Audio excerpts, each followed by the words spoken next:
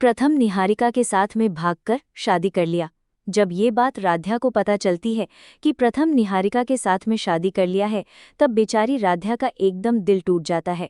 वो भोलेनाथ के सामने हाथ जोड़ करके बोलती है, हे महादेव जी, अगर जब आपको हमारा और प्रथम जी का रिश्ता जोड़ना ही नहीं था तो फिर हमें ये सपने क्यों दिखाई। और दूसरी ओर बंसल भवन में पूरे परिवार लोग परेशान हो जाते हैं। जग्गू जी राध्या के ऊपर हाथ रख करके बोलते हैं, बेटा राध्या, तुम बिल्कुल टेंशन मत लो, अब महादेव ही जो कुछ भी करेंगे सही ही करेंगे। हो सकता है महादेव ने एक तुम्हारी परीक्षा ले रहे हों। जग्गू जी के बातों को सुनकर के राध्या को थोड़ा हिम्मत तो मिलती है। मित्तल भवन में शहनाइयों की गूंज, हर तरफ फूलों की सजावट, मेहमानों का शोरगुल और मंडप में बैठा पंडित मंत्रोच्चारण करता हुआ, सब कुछ बिल्कुल वैसा ही था जैसा एक बड़े घराने की शादी में होना चाहिए। लेकिन अचानक दरवाजे से आती हुई दुल्हन जैसी राध्या को देखकर सबकी धड़कनें थमसी जाती हैं। लाल जोड़े में सोने के गहनों से सजी, माथे पर बिंदी और आंखों में झिझक लिए राध्या ने जैसे ही मित्तल भवन में कदम रखा, सबकी सांसें अटक गईं। उर्मी चौंक कर कहती है, हे भगवान, अब ये क्या नया तमाशा है। जब सब कुछ खत्म हो चुका है तब ये दुल्हन बनकर यहाँ क्यों आ गई। अहम तिलमिलाते हुए बोल पड़ता है, मम्मी, ये सब किसी की चाल है। यहाँ दुल्हन बदल दी गई है और हमें भनक तक नहीं लगी। उधर जग्गू जी गुस्से में आवाज उठाते हैं, ओमकार जी, ये सब क्या हो रहा है। हमने तो मुहूर्त देखकर ही यहाँ कदम रखा है, आप लोग अब हमें कटघरे में क्यों खड़ा कर रहे हैं। ओमकार मजबूर होकर मुस्कुरा देते हैं, नहीं नहीं जग्गू जी, आप लोग बिल्कुल सही समय पर आए हैं।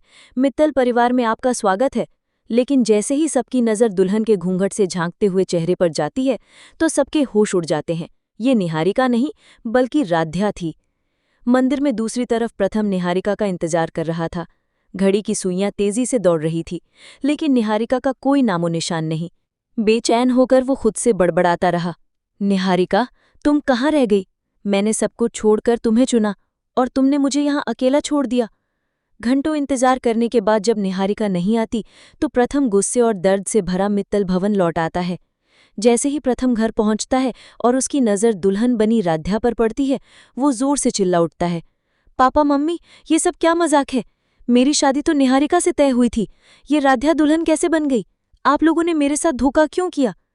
रजनी धीरे से बेटे का हाथ पकड़ती है, प्रथम, ये धोखा नहीं है, ये फैसला हमने सोच समझ कर किया है। राध्या तुम्हारे लिए ही सही है।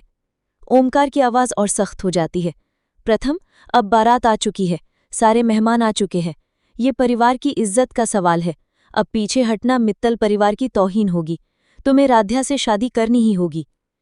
प्रथम गुस्से में तिलमिला जाता है, उसकी आंखों में आंसू भर आते हैं, लेकिन मजबूरी में आखिरकार वो मान जाता है। बुआ आग बबूला होंठती हैं, हमसे बिना पूछे इतना बड़ा फैसला कैसे लिया जा सकता है। हमारी इज्जत मिट्टी में मिल गई। अदिति ताना मारते हुए कहती है, लगता है प्रथम को पहले से सब पता था, तभी तो वो निहारिका को लेकर भाग गया था।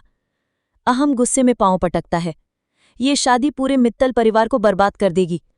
उधर राध्या सब कुछ चुपचाप सुन रही थी। जब उसे पता चलता है कि प्रथम मजबूरी में शादी के लिए तैयार हुआ है तो उसका दिल टूटकर बिखर जाता है। वो अकेली मंदिर की ओर भागती है और भोलेनाथ के सामने घुटनों पर बैठकर प्रार्थना करने लगती है, भोलेनाथ, मैंने तो सोचा था ये रिश्ता मेरे लिए सौभाग्य होगा, लेकिन अगर ये रिश्ता मजबूरी है तो मुझे रास्ता दिखाइए, सही और गलत का फर्क समझाइए। अचानक मंदिर की घंटियां अपने आप बजने लगती हैं। राध्या की आत्मा को एक आभास होता है कि यही उसका भाग्य है।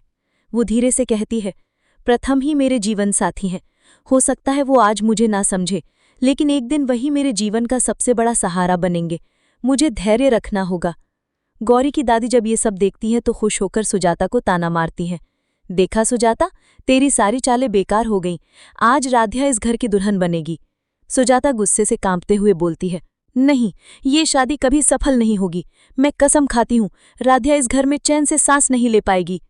दादी मुस्कुराकर जवाब देती हैं, किस्मत का खेल कोई नहीं बदल सकता, अब आराध्या मित्तल।